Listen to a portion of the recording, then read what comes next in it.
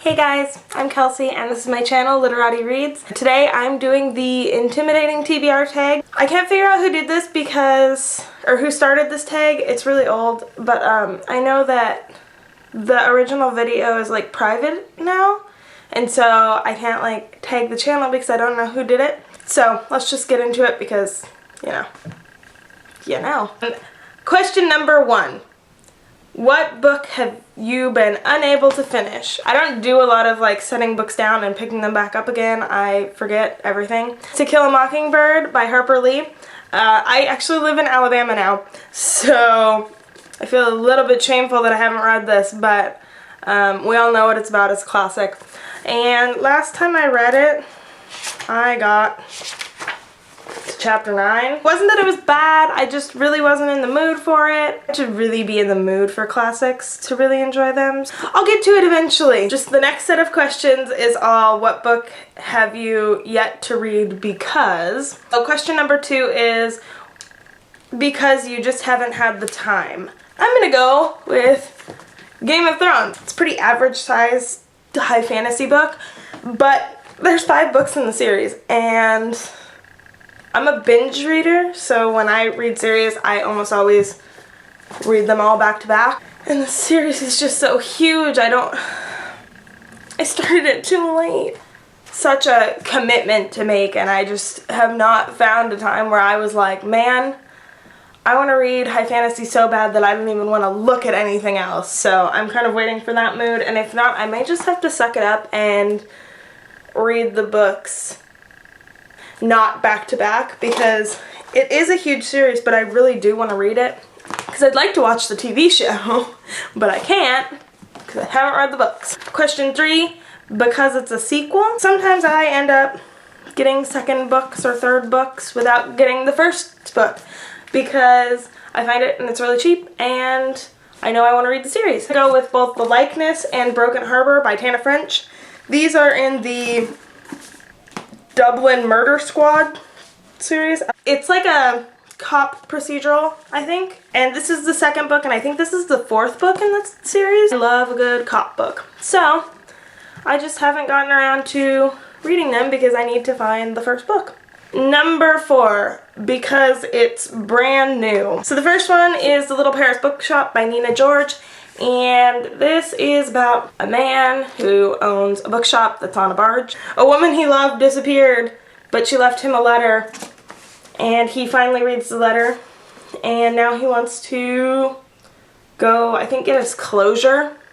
I don't know, but it sounds really cute and I love books about books. But the other one will need no introduction. It's The Night Film by Marisha Pessl. As most of you probably know, this is about a thriller about a girl who is killed, and she's the daughter of a cult horror director, and he's like a recluse, I guess, and then the guy who's investigating the murder, like, I don't know, I think he thinks that the dad did something bad. Number 5, what book haven't you read yet because you read a book by the same author and didn't enjoy it?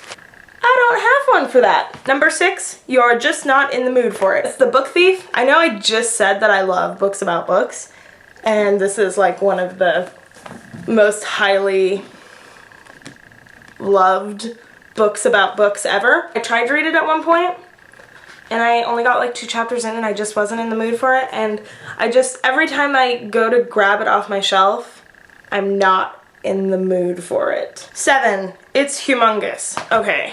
An Instance of the Finger Post by Ian Pierce. He wrote Arcadia. It's huge. It is 691 pages.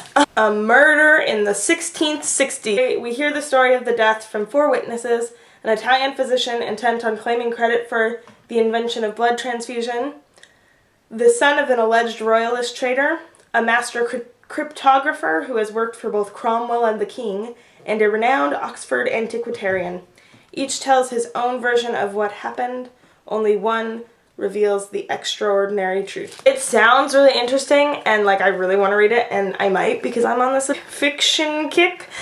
Number 8, it was a cover by and turned out to have poor reviews. I have a perfect one for this one.